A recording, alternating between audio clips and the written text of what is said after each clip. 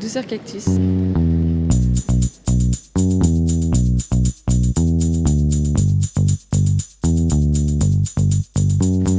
Le mot tout de suite comme ça, plaisir. Non, je plaisante. je plaisante. Le monde entier est un cactus, chantait Jacques Dutronc en 1966. Plus d'un demi-siècle plus tard, le monde entier, ou presque, a un cactus dans la poche. C'est une image, bien sûr. Dans Douceur Cactus, on parle des outils numériques dont la douceur rassure et donne envie, et dont le potentiel addictif peut parfois aussi piquer plus fort qu'on ne le pense. Aujourd'hui, en 2019, chacun semble avoir son propre rapport au numérique, mais c'est important d'en parler, c'est important de comprendre comment ces doudous affectifs agissent sur nous et sur notre société. Alors selon vous, est-ce que le digital pourrait faire mal ? Bienvenue dans ce nouvel épisode de Douceur Cactus. Dans les premiers épisodes, vous avez déjà entendu des témoignages sur la relation qu'on peut entretenir avec les outils numériques qui nous entourent. Je pense que vous avez compris que tout n'est pas noir et tout n'est pas blanc quand on parle du sujet. Mais il est temps, maintenant, dans ce nouvel épisode, de définir ce qu'est une addiction précisément. Aujourd'hui, c'est donc un épisode un peu spécial. Je suis allé dans la rue demander à des gens que je ne connaissais pas ce qu'ils pensent des addictions, et ce qu'ils pensent des addictions numériques en particulier. Je les ai interrogés, je vous ai interrogés, parfois dans des parcs, au calme, parfois dans la rue ou à l'entrée d'une friperie rock'n'roll. Alors il y aura un peu plus de bruit d'ambiance qu'habituellement. Ces témoignages ne sont évidemment pas représentatifs de la population française, même si j'ai fait en sorte d'interroger des personnes d'âge, de sexe et d'origine différentes. Mais ça donne déjà l'occasion de réfléchir, et vous allez voir, c'est intéressant. Alors, déjà, comment définir l'addiction ? À quoi ça vous fait penser ? Le mot tout de suite comme ça, plaisir. Non, je plaisante. je plaisante. Quelque chose, on ne peut pas se passer de quelque chose, c'est plus fort que nous. Ouais, de nocif. On pense peut-être que ça nous fait du bien alors que non. Je vois ça comme ça. Parce que c'est vague une addiction. Hein. Ça dépend Addiction laquelle. Coca-Cola, addiction à la cigarette, addiction aux drogues. Je sais pas, il y a plein d'addictions aussi. Je pense aux addictions sexuelles. C'est bon. Mais je suis à l'aise aujourd'hui. Sinon, j'en ai pas d'autres. Une maladie. Ouais, c'est une sorte de maladie qui va contre notre volonté, mais c'est une maladie qui va contre notre volonté, mais on se sent quand même lié à ça, quoi. Enfin, lié à prendre avec des pincettes, mais on se sent quand même accroché à ça. Même si on a peut-être envie de s'en défaire, c'est quand même quelque chose qui est plus fort que notre volonté pour qu'on y arrive. C'est pour ça qu'on a souvent besoin d'aide pour s'émanciper de l'addiction, moi, je pense. Quand on peut pas se passer de quelque chose, ou l'alcool, ou le tabac, ou la drogue, ou... Bon. Facile, ça dépend de l'état d'esprit de chacun. Ça varie. Il y en a qui... Après, les caractères des gens, les caractères de petits, les caractères des filles, des garçons, c'est différent. Alors, on ne peut pas en juger directement un tel. Mais en voyant la personne influençable ou pas, là, on comprend que c'est... Est-ce que lui, il peut être accro facilement ou pas ? C'est comme le gars qui, je suis pas alcoolique, mais on boit une bouteille. Alors qu'on lui dit, il accepte pas, mais lui-même, il l'admet. Il sait au fond de lui qu'il est accro à ça. C'est l'exemple, là, comme pour tout produit autre dérivé. C'est quelque chose dont on ne peut pas se passer. Voilà. Qui devient essentiel. C'est ça, quelque chose dont on ne peut pas se passer, quoi. Et irraisonné aussi. Une addiction, c'est provoquer un état de dépendance incontrôlé. Et du coup, de ne pas être dans son état normal. C'est le résultat du capitalisme. C'est-à-dire qu'on te propose un produit qui est surtaxé, et puis boum, t'en es dépendant. Moi je parle de la clope, là. Clope, café, je sais pas. Après t'as les drogues, après t'as l'addiction à plein de trucs aussi, hein. À la consommation, à la surconsommation, et j'en oublie encore. Mais... L'addiction, difficile à définir comme ça au détour d'une rue. Mais il y a beaucoup d'éléments intéressants. Un psychiatre américain du nom de Goodman a donné une définition à la fois complète et simple à comprendre. L'addiction peut se définir comme l'impossibilité répétée de contrôler un comportement et la poursuite de ce comportement malgré la connaissance de ses conséquences négatives. Pour résumer, l'addiction, c'est quand on perd la liberté d'arrêter quelque chose qui nous fait du mal. Et quand on vous dit addiction numérique plus précisément, à quoi ça vous fait penser ?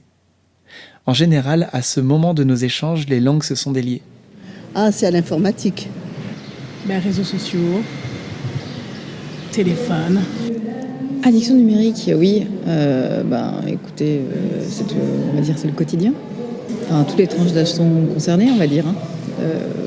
C'est bien les jeunes que les moins jeunes. Aussi bien ma grand-mère, d'ailleurs la première. Elle est addicte au sudoku, tous ces jeux de cartes. Et si c'était pas numérique, on va dire qu'elle échangerait avec sa voisine de chambre. Là, avec le numérique, on est tout seul. Donc il y a moins de contact. Donc c'est pas forcément favorable pour les développements cognitifs ou autres. Après, il y a plein d'autres avantages. Enfin, là, je vous parle que des effets pernicieux. Voilà. Tous les mecs qui sont addicts aux jeux vidéo. Plus les millénials, quoi. Ouais. Peut-être même les mecs de ma génération, je pense. Pas trop addict, mais les jeunes, ouais. Ça va peut-être agrandir Minitel, je pense. Smartphone, tablette, console, machin. Réseaux sociaux. Oui, aussi. C'est vrai, j'avais pas pensé, mais oui, clairement, nous, je pense qu'on l'est tous un peu. Moi, je le suis, quoi. Je peux pas aller sans une journée, en tout cas en France, quand je suis pas en voyage, sans aller sur Facebook. C'est difficile. Je pense que je l'ai pas fait depuis pas mal de temps. On est toujours à cliquer sur Instagram et tout. Après, si c'est une addiction, je pourrais m'en passer. Je pense que l'addiction, c'est quelque chose de physique aussi. Comme les gens qui sont accros à la drogue, à la cigarette. Moi, je peux passer 2 semaines sans être sur Facebook. En tout cas, quand je suis pas dans mon quotidien, sans aucun souci, quoi.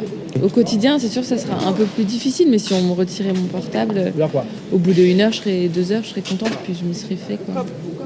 Donc, c'est pas une addiction comme au sens propre du terme, je pense. En tout cas, pas pour moi. Il y a des gens, je pense clairement oui, mais pas pour moi, en tout cas. Je pense, oui, des gens qui sont très actifs sur les réseaux sociaux, qui mettent leur vie dessus, des selfies et des stories littéralement toutes les demi-heures. Donc, eux, je pense que ça serait plus difficile, ouais. Moi, je suis pas active, je suis consommatrice, pas active. Je suis passive sur les réseaux sociaux. Ouais, c'est parce que je suis au téléphone qu'on me dit ça, c'est ça. Je vais juste prendre une photo, ça fait depuis tout à l'heure, j'ai pas pris. C'est le mec idéal pour les addictions. Ouais. Surtout pour les addictions au téléphone.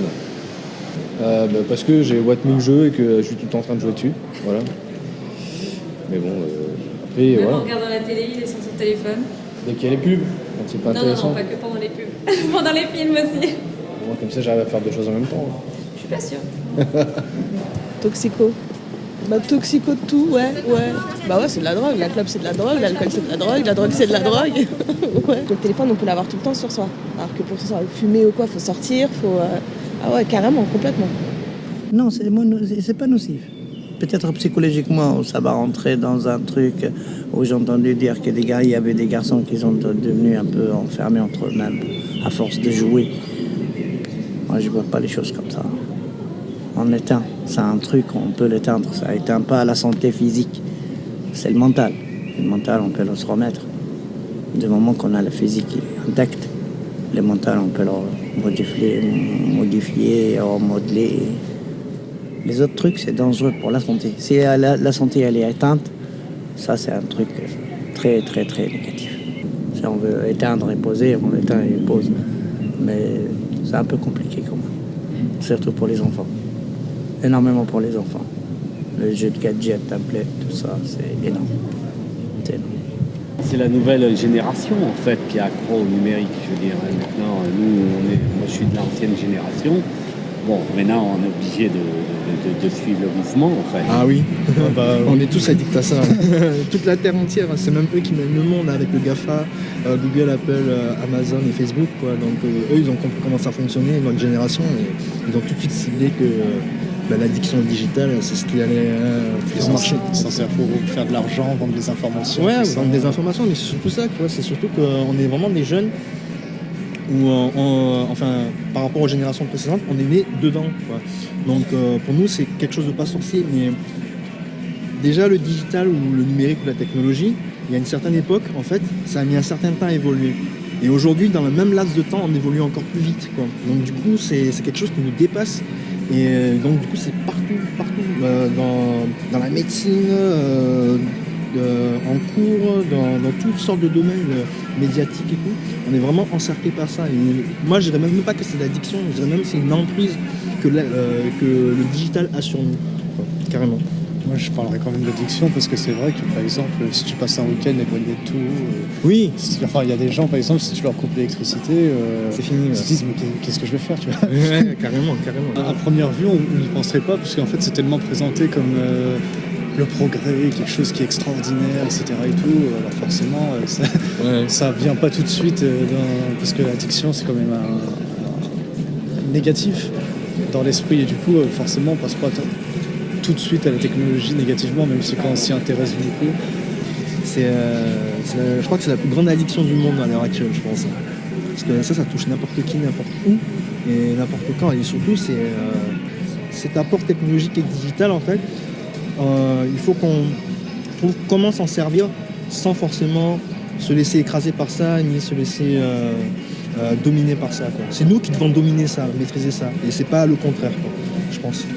Avancer sur certains points et reculer sur d'autres. Ouais, mais même pas forcément reculer parce que c'est pas toujours bon de rester dans le passé, tu vois. Ouais, mais il y a une différence entre rester dans le passé et rééquilibrer les choses. Oui, rééquilibrer les choses, bien sûr. Chacun semble donc avoir son propre rapport au numérique et son propre avis sur la question. Alors, s'il y a bien deux choses qu'on doit avoir en tête pour commencer, c'est que l'être humain présente notamment deux mécanismes naturels qu'on développe naturellement dès la naissance et qui sont au centre des mécanismes d'addiction. D'abord, le mécanisme de dépendance, l'attachement. Par exemple, l'attachement à la mère dès la naissance. La dépendance est donc une chose naturelle chez nous, on y est tous plus ou moins sensibles. Et le deuxième mécanisme naturel, c'est la recherche de plaisir ou l'évitement de la souffrance. Par exemple, la recherche d'affection, de câlins, et ça dès la naissance. Mais pourquoi est-ce que je vous parle de plaisir ? Souvenez-vous, la toute première personne que j'ai interrogée a commencé à me répondre en définissant les addictions comme ça. Le mot, tout de suite, comme ça, plaisir. Non, je plaisante. je plaisante. Eh bien, vous savez quoi ? Elle ne pouvait pas mieux répondre à la question. Parce que le plaisir est central dans les addictions, ou dans les comportements excessifs. Déjà parce que la recherche de plaisir est comme un cercle sans fin, qu'on appelle aussi un circuit de récompense. C'est-à-dire que dans le cerveau, on a intégré le cheminement de pensée qui consiste à se dire « ça me fait du bien, donc j'ai envie ou je dois y revenir, et je me souviens du contexte pour y revenir. » Et donc ça tourne ainsi sans fin. Et puis aussi parce que d'un point de vue physiologique, le plaisir sécrète de la dopamine. Et la dopamine, elle met en mémoire le plaisir, elle lui donne de la valeur, et elle crée aussi le désir dans l'attente du plaisir. Donc la dopamine, qui se sécrète naturellement dans le cerveau humain, agit donc à la fois sur le souvenir de la récompense et sur l'envie d'y retourner. Donc les addictions jouent sur le plaisir, ou l'évitement de la souffrance, et sur notre gestion des émotions négatives ou positives. Dans le cas des addictions aux produits, par exemple le tabac, l'alcool, la drogue, eh bien là, le produit se greffe sur les voies naturelles du plaisir. Il prend la place des mécanismes naturels. Et puis dans le cas des addictions comportementales, comme c'est le cas pour le téléphone, pour les jeux, pour le sexe, etc., on se tourne vers des solutions de plaisir pour faire face à des émotions négatives. Et alors, les outils numériques sont des solutions de plaisir, oui, mais du plaisir rapide à accéder. Trouver une information, voir une vidéo, draguer, jouer, recevoir des j'aime ou des commentaires, il suffit de piocher dans sa poche. C'est facile d'accès, rapide, efficace. C'est justement ce qui fait que c'est si facile d'y revenir encore et encore. Or, le plaisir immédiat, c'est quelque chose auquel la partie inconsciente de notre cerveau est très sensible. En tant qu'hypnothérapeute, je pourrais vous en parler plus longuement, mais l'inconscient, c'est justement ce qui gère, entre autres, nos envies, nos sensations, notre instinct, notre intuition. Bref, d'une façon générale, tout ce qui a un rapport avec nos émotions. On ne comprend pas toujours, on ne conscientise pas toujours pourquoi on va être attiré par telle chose ou telle autre, et pourquoi on va avoir plus ou moins envie d'y revenir encore et encore. C'est notre inconscient qui stocke nos ressources et qui gère tout ça. Avec les explications que je vous ai données juste avant, on y voit déjà un peu plus clair, mais chacun a sa propre sensibilité et son propre degré de dépendance, puisque chacun d'entre nous a ses propres émotions par rapport aux choses et par rapport à son propre vécu. En bref, le plaisir, la rapidité et la gestion des émotions sont des notions centrales dans les addictions ou les comportements excessifs. Ça a du bon de se faire plaisir, mais c'est bon aussi d'être conscient de tout ça pour réussir à mieux comprendre notre propre fonctionnement ou peut-être voir les choses venir avant de se sentir pris au piège avec des habitudes trop encombrantes. Pour finir cet épisode sur une note plus légère, j'ai envie de partager avec vous quelques anecdotes, quelques témoignages qui sont survenus pendant les discussions et qui valent le détour. On écoute ça. Il n'y a plus de paperasse, il n'y a plus rien, on n'écrit plus. On n'écrit plus maintenant. On a tout sur les smartphones, sur Internet. On n'a plus la notion des choses qu'il y avait dans les années 80 où on écrivait, on envoyait. Maintenant, et oui, c'est comme ça malheureusement. Enfin, malheureusement, c'est bien. C'est vrai qu'il y a beaucoup de choses, ça nous facilite la vie. C'est pratique, je ne dis pas le contraire. Mais bon, il faudrait peut-être un peu plus écrire. Les gens n'écrivent plus. Et oui, il n'y a plus de paperasserie, il n'y en a plus rien. Et ça me manque un peu. Maintenant, même pour lire, bon, moi je lis beaucoup. Heureusement que j'achète des bouquins. Mais maintenant, vous avez des bouquins sur smartphone. Et c'est vrai que la nouvelle génération, c'est comme ça. La nouvelle génération, voilà. Vous êtes nés là-dedans, et voilà. Ça va s'amplifier de plus en plus. C'est bien d'avoir un iPhone à 500 balles, tu vois, mais si t'as que des trucs genre Facebook, Snapchat et tout le temps, tu vois, il faut aussi s'en servir aussi pour acquérir l'information. C'est très précieux comme ça, parce que je pense qu'il y a une certaine époque, tout le monde n'avait pas autant d'informations comme aujourd'hui, quoi. C'est ça. Aujourd'hui, on a accès à toute l'information, mais les gens n'ont jamais été aussi cons. Ouais, c'est exactement, quoi. C'est ouf. Des fois, tu te dis, mais c'est pas possible. Avant, ils avaient rien de tout ce qu'on a. Ils avaient l'air d'être heureux. Quand je pense à mes grands-parents, si j'étais adopté, je pense à mes grands-parents, à ma mère et tout ça, quoi. Et au plus ça avance, au plus nous les jeunes, au plus on a la pression sur ce qui nous attend en fait. Par rapport à tout il faut qu'on se connecte à ça, Facebook, Instagram, Snapchat, machin, Twitter, machin. Même les présidents ils tweetent aujourd'hui. Non, mais, on va plus s'en sortir quoi. Au bout d'un moment il faut qu'on arrive à faire la part des choses, je pense. Je suis pas très vieille, j'ai 25 ans, mais j'ai grandi dans l'époque où les iPhones n'existaient pas encore. Ouais, ça n'existait pas encore, ouais. Et du coup, je trouve on s'est beaucoup plus amusé étant jeune parce qu'on n'avait pas tout ça. Et j'ai travaillé en école primaire et je vois l'impact sur les jeunes. Et je trouve que même à 8 ans, quoi, tu joues plus comme moi je jouais avant, quoi. C'est ou YouTube, ou la télé, ou les réseaux sociaux. Et je trouve ça dommage, en fait. Les jeux sur tablette aussi. Les jeux sur tablette, tout, les PlayStation, les machins. Mais je trouve ça hyper triste. Enfin, moi, j'ai l'impression d'avoir beaucoup plus profité de ma jeunesse que eux maintenant à leur âge, quoi. Donc, et je sais que j'ai ce recul parce que justement j'ai pas grandi avec ça. C'était la dernière fois, il y avait un mec, un pote à moi qui était parti avec sa copine. En fait, ils avaient oublié de prendre leur chargeur de PC, ouais. Alors qu'ils avaient l'habitude de regarder des séries, tout ça. Et en fait, du coup, ils allaient passer le week-end sans l'ordinateur portable, quoi. Et en fait, ils se sont quand même dit, qu'est-ce qu'on va faire? Alors que bon, il y a plein de choses à faire. Oui, voilà, tu pars en vacances, quoi. Voilà, c'est ça, tu pars en week-end et ils se disent, qu'est-ce qu'on va faire? Il y a plein de choses à faire. On ne fait plus de numéros maintenant. On dit tiens, c'est tel, là, c'est son numéro. Si vous perdez le prénom de la personne, vous n'avez plus son numéro parce que vous ne savez pas de tête. Vous ne savez pas de tête. Moi, quand j'appelle mon frère, je s'appelle Gérard, pof, j'appuie Gérard. Pof, j'appuie Gérard, ça va. Mais si j'ai plus son prénom, putain, c'est quoi son numéro? Je sais pas. Ah, je sais pas le numéro. Numéro de téléphone, je ne sais pas. Et surtout les numéros de téléphone. Tu te dis, bon, aujourd'hui, j'utilise pas mon téléphone, mais tu n'utilises pas ton téléphone, il y a tes relevés de compte bancaire, tes machins, tes musiques, tes films, des dossiers perso, des photos. Alors, la photo, c'est ouf maintenant. La photo, c'était quelque chose d'extraordinaire à l'époque où Nicéphore Niepce l'a créé. C'était quelque chose d'extraordinaire, quelque chose de sacré. On rendait quelque chose d'éphémère, éternel. Et aujourd'hui, c'est... Et les gens, ils prennent une photo, mais ils se disent pas que là, tu as capturé... Enfin, je sais pas. Il y avait le processus de révélation. Avant, c'était quelque chose considéré comme des œuvres. Il y a toujours des photographes qui font des œuvres d'art avec. Mais aujourd'hui, il y a tellement de photos. Et en plus, les appareils commencent à être de plus en plus performants pour rendre des qualités dingues.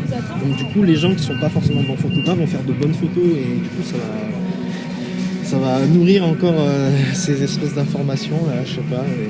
Mais c'est clair que grâce à ça, on peut voir instantanément des choses qui se passent à l'autre bout de la terre, alors que je pense que mes grands-parents, ils ont vécu dans leur région.